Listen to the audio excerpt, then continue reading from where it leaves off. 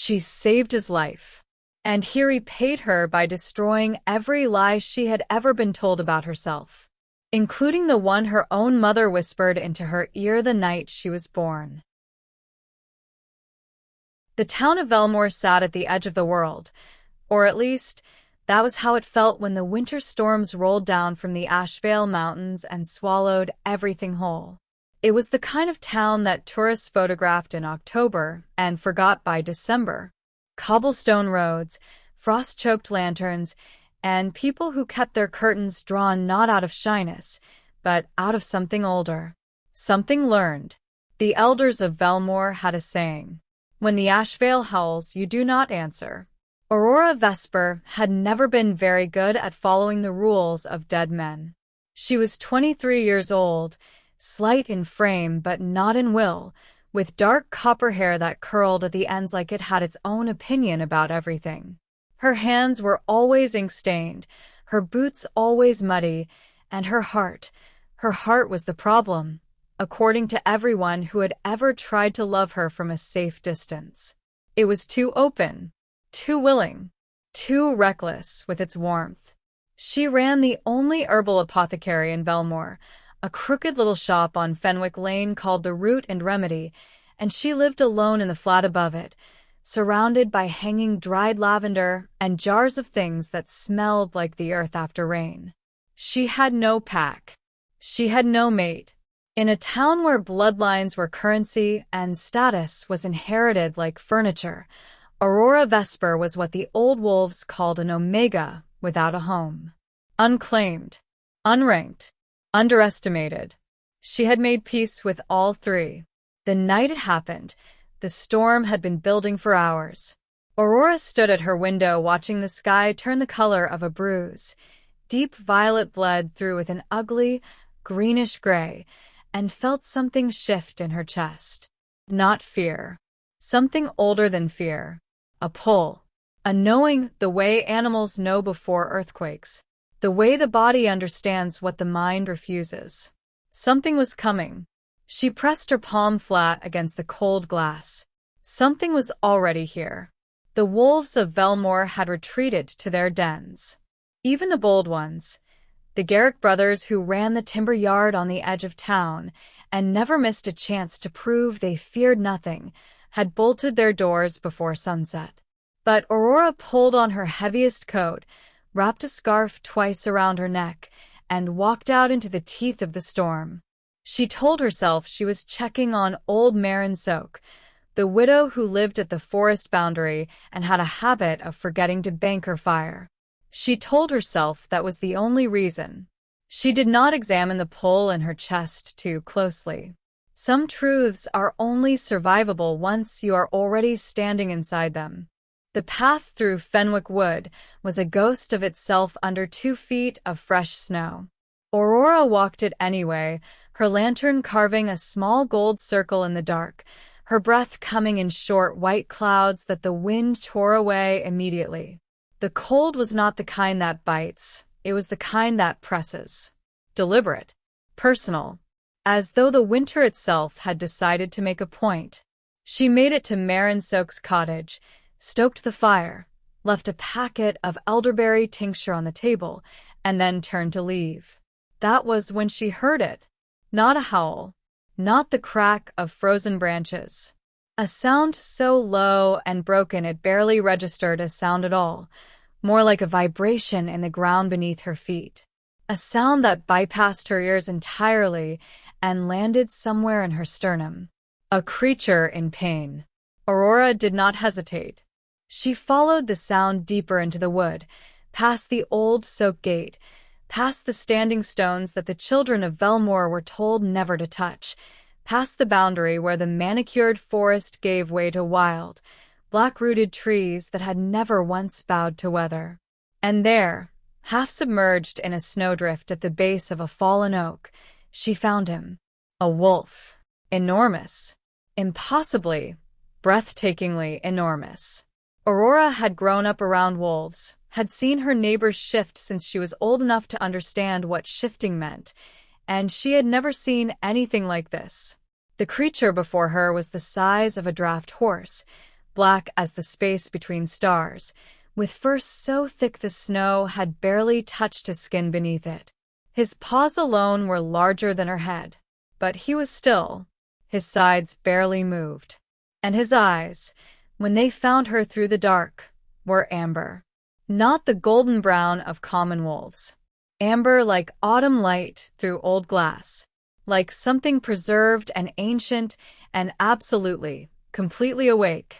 Even half dead, he watched her with the attention of something that had never, in its entire existence, been prey. Aurora crouched in the snow. She knew she should be afraid. Every instinct bred into Omega wolves for centuries was screaming at her to run, to lower her head, to make herself small and invisible and gone. She was unmated, unranked, alone in the forest in the dead of a killing storm with a wolf 10 times her size and a gaze that could have cut glass. She reached out and put her hand on his head. He went absolutely still. Not the stillness of aggression. The stillness of something that has not been touched gently in a very long time and does not know what to do with it. Aurora felt something move through her palm. Warmth, despite the cold. A hum, like a plucked string. Like recognition without memory.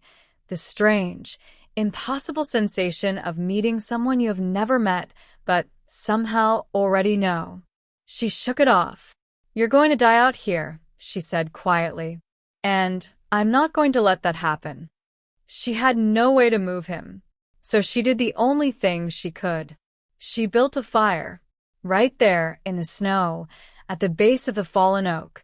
She gathered dead wood, used the flint from her coat pocket, shielded the spark with her own body until it caught.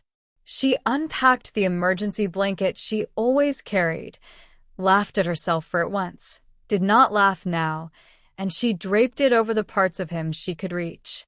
She brewed hot broth from the travel kit in her bag, and when he couldn't lift his head, she held the cup to his lips and tipped it in. She stayed all night, in a snowstorm that would later be called the worst in Velmore's recorded history. She stayed because something in the amber of his eyes asked her to without saying a single word, and something in her chest already knew she was not going to refuse. The storm broke just before dawn. One moment the world was white fury and howling dark, and then, as if a hand had simply closed around it, silence. Aurora had fallen into a light, exhausted doze against the fallen oak, her back against the bark, her lantern burned down to nothing. The fire had kept. The wolf had kept. His breathing, which had been so shallow it terrified her, had deepened somewhere in the small hours into something steadier. She woke to warmth. Not from the fire. From the space beside her. Aurora opened her eyes. She was no longer sitting beside a wolf. She was sitting beside a man. He was, and she would spend a significant amount of time later being annoyed at herself for the word that came to mind first, immense. Not merely tall, though he was that, even folded at the base of a tree with his knees bent and his head tipped back against the bark. His frame was the kind that did not seem quite real in daylight, shoulders too broad for ordinary shirts, a neck corded with muscle, hands that lay open in the snow and could have wrapped around her entire ribcage. His hair was black. His skin was dark brown, smooth and unmarked except for a single scar that ran from his left jaw to his collarbone. Old, deep, deliberate. And his eyes, when they opened and found her immediately, without searching, without hesitation, as though they had known exactly where she was even while he slept, were amber, identical to the wolf's. Of course they were. She knew that. She had always known that. She was not a child. She understood shifting. She understood that the man and the wolf were the same person. But knowing it in theory, and sitting in the snow at dawn with a stranger wearing nothing but an emergency blanket and looking at her like she was the only fixed point in a spinning world were, she was discovering very different experiences. He did not speak. He just looked at her, and the hum she had felt in her palm when she touched him, That strange, impossible warmth moved through her entire body like a second heartbeat. "You're alive," she said, because someone had to say something, and apparently it was going to be her. His voice, when it came, was low, not deep in a performed way, deep in the way that mountains are, simply because of what they are made of. "Because of you." 3 words. And something in Aurora Vesper cracked open like a seed that had been waiting underground for the right season. She ignored it aggressively. "Can you walk?" she asked instead.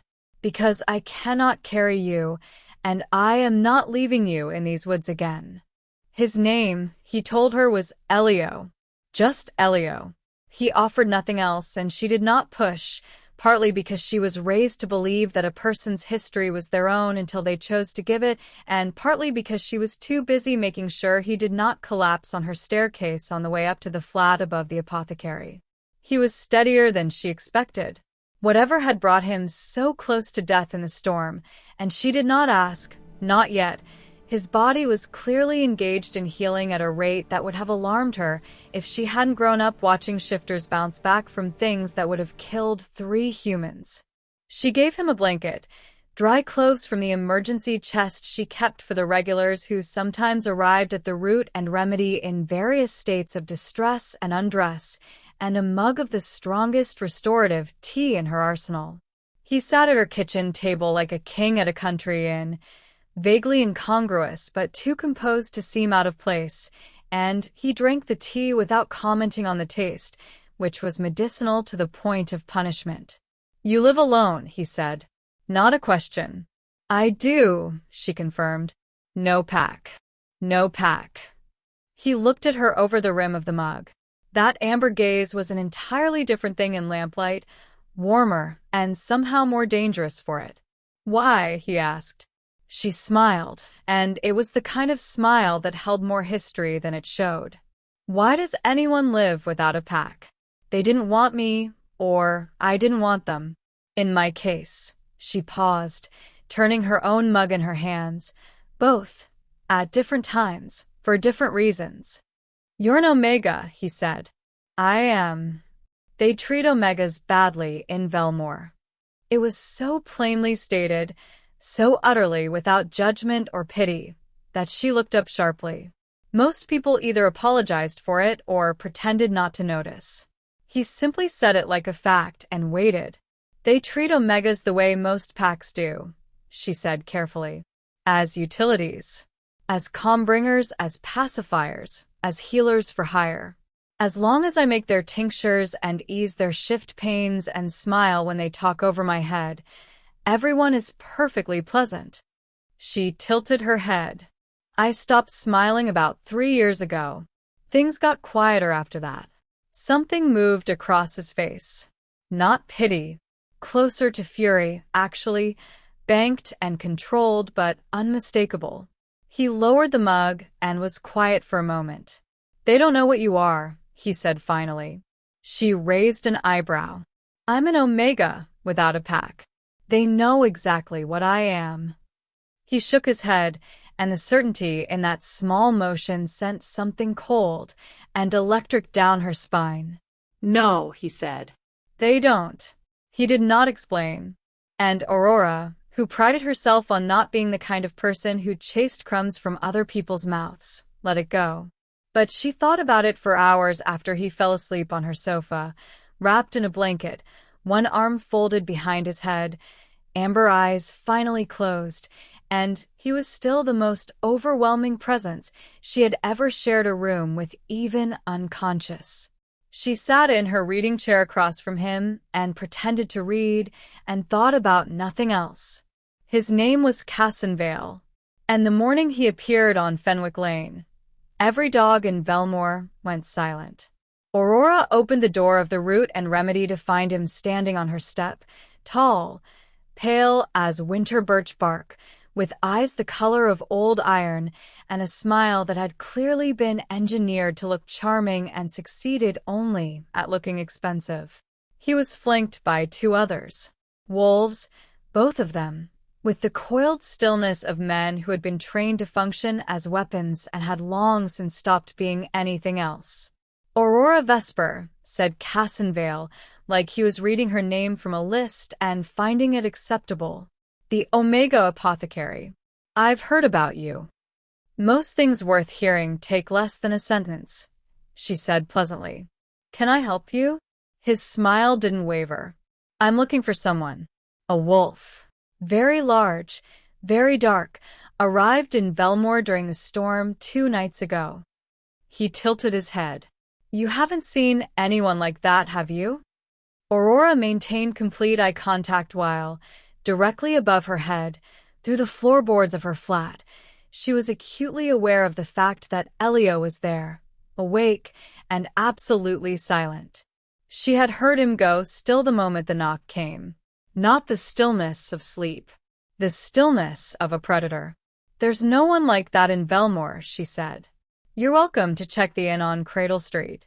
Calder runs it. He'd know if anyone new came through. Cassenvale looked at her for a long moment. The iron eyes were doing calculations she couldn't read. Of course, he said. Thank you. He left. His wolves followed. Aurora closed the door, locked it, and stood with her back against it and her heart hammering so hard she was certain it was audible. Upstairs, Elio was already standing when she came through the door. He had moved to the far side of the room, away from the window, back against the wall, but the posture was not defensive. It was the posture of someone who has spent their entire life knowing exactly where to stand in any given room. Who was that? She asked, though something in the way he'd gone silent told her he knew. He looked at her steadily. Someone who should not find me here. Will he come back? Yes. With more than 2? Elio's jaw tightened. Yes.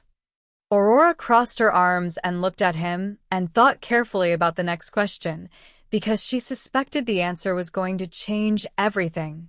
Elio, she said. Who are you? He was quiet for so long that the silence took on weight. Then he straightened, and she saw something settle into him, a formality, like a cloak being put on, and she understood in that moment that whatever he was about to say, he had been carrying it since the moment he woke up in her kitchen. My name is Elio Dravith, he said, and I am the Alpha King. Aurora stared at him. The Alpha King, she repeated slowly. Yes, the Alpha King. She uncrossed her arms. The Alpha King is a legend. A myth. Something elders tell children to explain why packs owe allegiance to a hierarchy no one has ever actually seen. The elders were trying to protect their autonomy, he said. It's easier to rule a territory if the sovereign seems theoretical. She sat down. Cassenvale, she said. He's the one who wants you dead. He wants the throne. The words sat strangely in her small kitchen. Throne. He has wanted it since I was 17 years old. He came very close to getting it 3 nights ago. The storm was not, he paused, entirely natural. Aurora absorbed this. He drove you into the storm. His mages did. Yes. He watched her face. I know how this sounds. It sounds, she said carefully, like you are either the most important person on this continent or you are deeply unwell. She paused. And you healed too fast for the second option to be comfortable. Something shifted in his expression, not quite a smile, but the shadow of one. The place where a smile would be if a smile were something he still knew how to make without effort. I owe you my life, he said. You owe me nothing, she said automatically. Aurora. He said her name with a directness that made her chest ache in a way she immediately resented. I owe you everything. They spent 3 days like that, hidden in plain sight on Fenwick Lane. Aurora running the apothecary below while Elio remained in the flat above, and Cassenvale's wolves making inquiries through town in that polished, dangerous way that looked like politeness and tasted like a threat. In those 3 days, Aurora learned things. She learned that Elio drank his tea without sugar and his coffee with too much of it. That he read whatever was on her shelves without asking, which she should have minded and somehow didn't, and that he had strong opinions about herbal compounds that were, infuriatingly, often correct. He had apparently spent years before his coronation studying under the apothecary of the royal court, a detail he delivered without fanfare, the way he delivered most details about his life. Matter-of-factly, like a man reporting weather. She learned that he did not sleep well. She heard him at 2 a.m, pacing the length of the flat in the dark, quiet as snowfall, and she lay in her bed and listened and felt the pull between them like a tide. She was standing in the shallows of, deep enough to feel the undertow, not yet deep enough to lose her footing.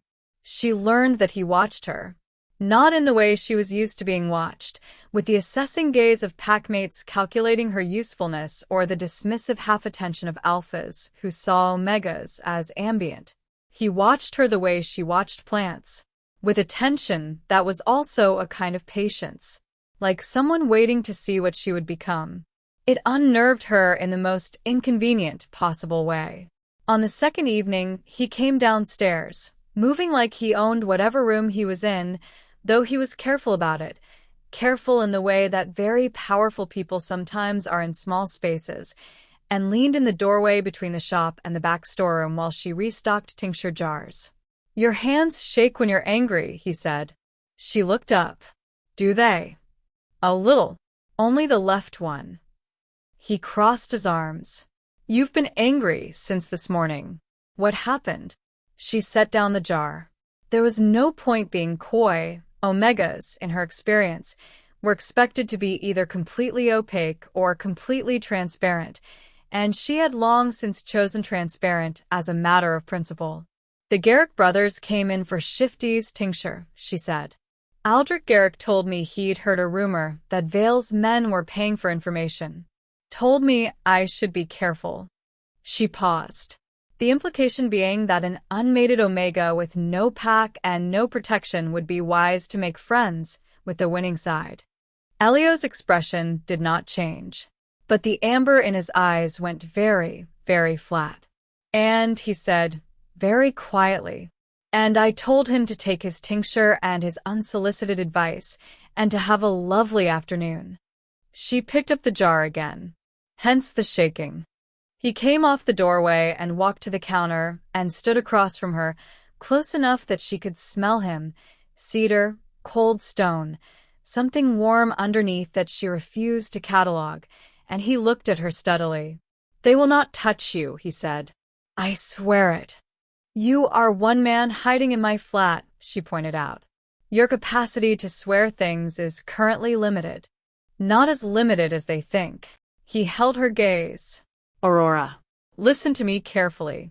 I am going to tell you something that I should have told you the morning I woke up in your kitchen, and I didn't because I didn't know how you would receive it, and I was, the briefest hesitation, not ready to lose what we had built in those 3 days." She went very still. "You feel the pull," he said. "I know you do. I feel you feeling it." The jars on the shelves seemed very loud in the silence that followed. "Omegas often feel drawn to alphas," she said, her voice admirably level. "It's a biological feature, not like this."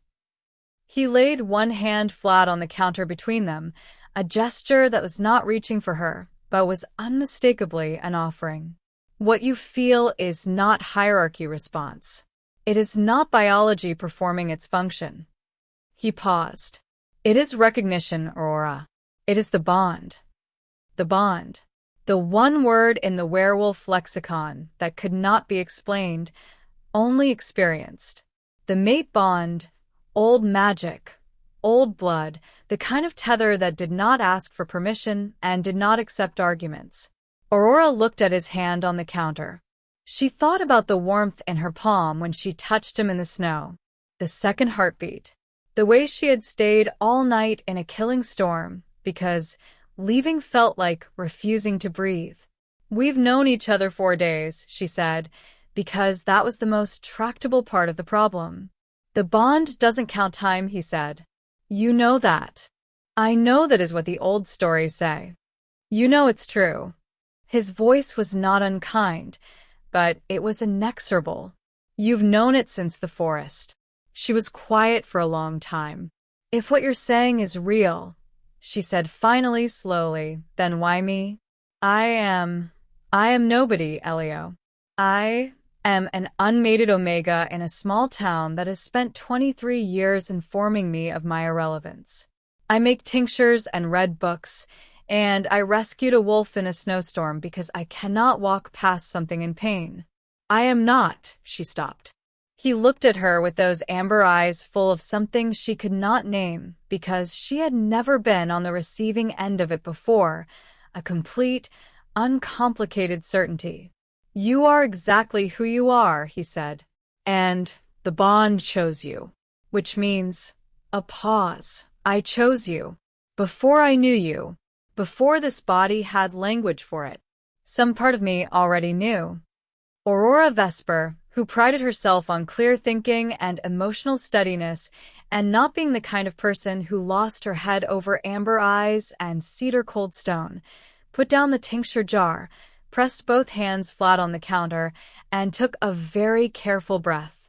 I need, she said, to think about this. I know. I need you to not look at me like that while I think about it. Something warm moved through his expression. I'll try. It was Marin Soak who broke it open. The old widow appeared at the back door of the Root and Remedy on the third evening with a face like thunder and a bundle of old letters tied with black ribbon, and she looked at Aurora with eyes that had been guilty for a very long time and said, I think it is past time I told you who your mother was. Aurora had grown up knowing almost nothing about her mother. She had been told she died when Aurora was 2, a fever, a common story, a closed door. She had the name Sable Vesper, a woman from somewhere else who came to Velmore already pregnant and never spoke of why. What Marin Soak held in that bundle of letters was something else entirely. Sable Vesper, born Sable Dravith, was the Alpha King's sister. Aurora sat at her kitchen table and read the letters twice, and then a third time, and then she set them down and stared at the wall, which made Elio, currently standing in the doorway with his coffee cup suspended halfway to his mouth, and an expression that Aurora had never seen on him before, raw, stripped of its composure, the face of a man who has just been handed back something he thought was lost forever. Her uncle. Except that was not the full truth either, because Sable Dravith had not simply run to Velmore on her own. She had been brought, hidden, placed in the care of Marin Soak by a man who had come to Velmore in secret, who had loved Sable Dravith with a devotion that had outlasted his own life, and who had written her name in every letter like it was the thing keeping him tethered to the earth. That man's name was in the last letter. Hadron Vale. Casson Vale's father. The room went very quiet. Aurora looked up from the letter and found Elio already watching her. Your sister, she said carefully, was hidden from you. Yes. By Casson Vale's father. Yes. His jaw was tight. Who was? She looked at the letter again. In love with her. Yes. Something complicated moved behind his eyes. He came to me when I was 19. He told me Sable was dead, that she had been killed in the same attack that killed my parents. I had no reason not to believe him. He was my father's closest advisor. I trusted him. A pause like a wound.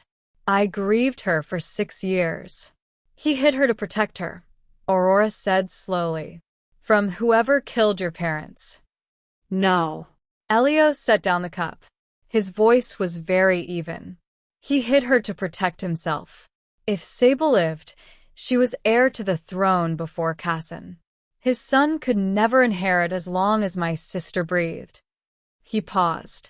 So he staged her death and hid her and chose love over ambition for long enough to make himself believe he was doing something noble.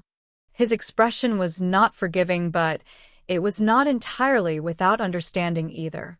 He wrote her those letters every year. She never received a single one. He died 3 years ago, still believing she was safe. Sable died 4 years ago, Aurora said softly. 2 years after I turned 19. I barely knew her. She never told me. She stopped, and something in her chest did a slow, painful rotation. She never told me who I was. She was protecting you, Elio said. The same way Hadron thought he was protecting her. They were both hiding people they loved inside the same lie. He paused. She couldn't know it would become your cage. Aurora sat with this for a long time. She was not, she discovered, an unmated Omega without history or bloodline. She was the daughter of a Dravith. She was the niece of an Alpha King. She was, by blood, royalty in a court she had never known existed. And Cassin Vale, who was hunting Elio through the streets of Velmore with bought wolves and iron eyes, knew exactly who she was. He had always known, which meant the information he gave his men, an Omega apothecary, no pack, no protection, was not ignorance. It was inventory. They came for the shop at midnight. Not Cassin himself. He was too careful for that, too aware of the political calculus of appearing personally in a small town covered in witnesses. He sent 8 wolves, led by his second, a man named Auric Van with a jaw like a blade and the ethics of a coat rack. Aurora heard them before she saw them. Not with her ears, but with that Omega sense that had spent 23 years being called a liability and was now, in the space of a single thundering heartbeat, the thing that saved her life. She was awake. She was dressed. She had the emergency kit packed. She was halfway down the back stairs when the front door came off its hinges. Elio moved like something elemental. She had not seen him fight, had not seen him do anything more physically demanding than pace her flat and carry wood for the fire, and nothing she could have constructed in her imagination would have been adequate preparation for the reality of watching the Alpha King shift. The man became the wolf in the time it takes to breathe in. And the wolf she had found in the snow, the one she had thought might die and could not bear to leave, was not dying now. He was magnificent. He was terrifying. He moved through the room like weather, like force divorced from intention, with a precision that was somehow more frightening than chaos because it was so calm. He did not rush. He did not rage. He simply acted, with the focused inevitability of something that has never in its life doubted its own right to exist in this space. 3 of Vale's wolves turned and ran within the first 90 seconds. The other 5 had the misfortune of being braver. Aurora, who had been aiming for the back exit, found herself instead pressing her back against the wall of the storeroom and watching through the doorway with her heart in her throat and her whole body alight with something that she recognized, distantly and in absolute bewilderment, as pride. When it was over, and it was over quickly, in the way that things are over quickly when the power differential is not actually a contest, Elio shifted back and stood in the wreckage of her shop front, breathing hard, blood on his hands that was not his. He looked at her immediately. She stepped out of the storeroom. "Are you hurt?" he asked. "No." She looked at the shop. The front window was gone. 3 shelves were down. 6 months of inventory was shattered on the floor. The door was in pieces. She made a careful inventory of her feelings about this and shelved them efficiently. "Are you?" "No." "Cassin will know by morning." "Yes." "He'll come himself." Elio looked at her, and something in his expression shifted, that formality settling into him again, but different now. Less like armor and more like decision. "Not if we don't give him the chance," he said. They left Velmore before dawn. Marin Soak embraced Aurora in the cold dark outside the ruined shop with a fierce, brief grip of a woman who has been carrying guilt for 2 decades and is only now beginning to put it down. "Your mother loved you beyond reason," the old woman said. "She just loved you inside a lie she didn't know how to escape." She pressed a small bundle into Aurora's hands. "She kept this For you. Said you'd know when it was time. Inside the bundle, a signet ring, gold, set with a dark amber stone, the Draveth crest. Aurora looked at it for a long time in the gray pre-dawn light. Then she put it in her pocket. I'll come back, she told Marin. I know, said Marin. You're a Draveth. You come back to what's yours. They rode through the Ashvale Mountain Pass on two of the horses Aurora had arrangements with at the stable on Cradle Street, an arrangement that was technically a debt, technically not entirely above board, and which she was choosing not to examine closely on account of the 8 unconscious wolves in her shop front. Elio rode like he had been born on a horse. She rode like a person who had been on a horse fewer times than she would like to admit. She did not say this. He did not comment. This was one of the things she was discovering she appreciated about him. He watched without commentary and assisted without condescension, appearing silently at her left shoulder when the terrain turned tricky and positioning himself between her and the drop with the naturalness of someone who rearranges himself around other people's safety the way others breathe. Where are we going? She asked, when the lights of Elmore had been swallowed by the dark of the mountain pass. Salgreth, he said. The Citadel. She thought about this. Your court. What remains of it? Who's there? He was quiet for a moment. People who have been waiting 6 years for me to come home. She looked at his profile against the dark of the mountain, the sharp cut of his jaw, the scar, the steadiness of him, and thought about what it meant to carry a crown for 6 years in the dark, without a court, without allies, without even a sister to come home to. She thought about her own version of that. 23 years of being told she was less than she was, of making herself useful and small and uncomplicated, of sleeping above a shop on Fenwick Lane and reading other people's stories because she had been denied the vocabulary to read her own. Elio, she said. He turned his head. The bond, she said. I've been thinking about it. A pause, because she was choosing her words with the care she gave her most delicate compounds. I don't know how to. I'm not a woman who makes decisions the way I've been told women like me should make them. I don't defer and I don't yield, and I will argue with you in front of your court if you're wrong. And I am not going to become someone different because the title of who you are is very large. He watched her. Good, he said simply. I'm not finished, she said. I know. I was also going to say, and here her voice steadied itself, the way she steadied herself before the most important things, that when I put my hand on your head in the snow, I already knew. And I stayed. Not because the bond compelled me, because I chose to. She looked at him directly. I want you to know the difference. I need you to know the difference. He pulled his horse to a stop. She pulled hers. He looked at her in the dark of the mountain pass, with the first edge of dawn just beginning to bleed into the sky above the Ashvale peaks, and the amber of his eyes was the same as it had been that first morning, the same ancient, preserved light, but there was something in it now that she hadn't seen that first morning. Something that had not been there before she said what she'd just said. Relief. Aurora Vesper Draveth, he said, and her name in full was a different thing in his voice than in anyone else's. Not a summons, not a diminishment. A recognition. I know the difference. I have been waiting for someone who would make it. He reached across the space between them and held out his hand. She looked at it. She put her hand in his. And the hum moved through her again. Not a second heartbeat now, but something woven into her own pulse, inseparable, as though it had always been there, and she had simply been listening to the wrong frequency. The citadel of Salgreth rose out of the Ashvale range like something the mountain had grown rather than something built. All dark stone and high arches and windows that caught the light at angles that made the whole structure seem to breathe.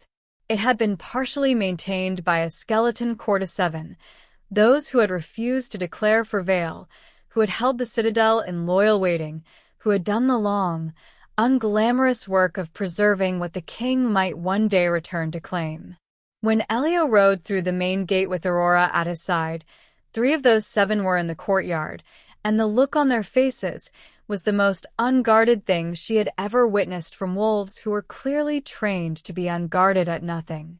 A woman named Thessaly, iron-gray hair, silver rank markings on her neck, the bearing of a general and the eyes of a mathematician, looked from Elio to Aurora and back and said, without preamble, "You found your mate."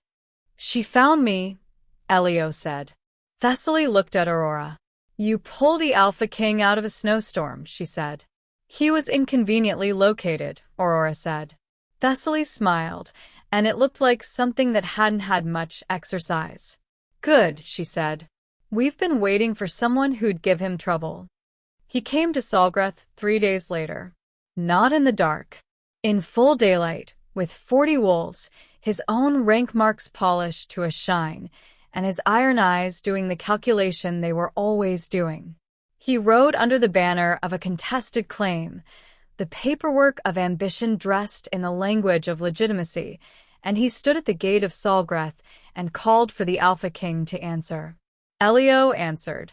He stood at the top of the citadel steps in full view of every wolf in Vale's company, and he looked down at the man who had spent 6 years trying to either kill him or convince the world he did not exist, and he said nothing for a long moment. Then, "You look tired, Cassin." Cassin Vale's smile was impeccable. "You look alive, Elio."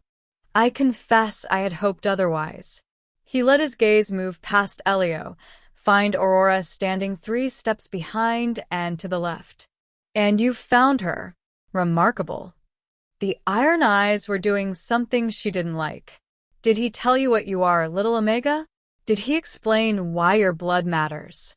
"He told me who I am," Aurora said. "That was enough." "You are a weapon," Vale said pleasantly. "Your blood is the only thing that can legitimize or break the Dravith claim.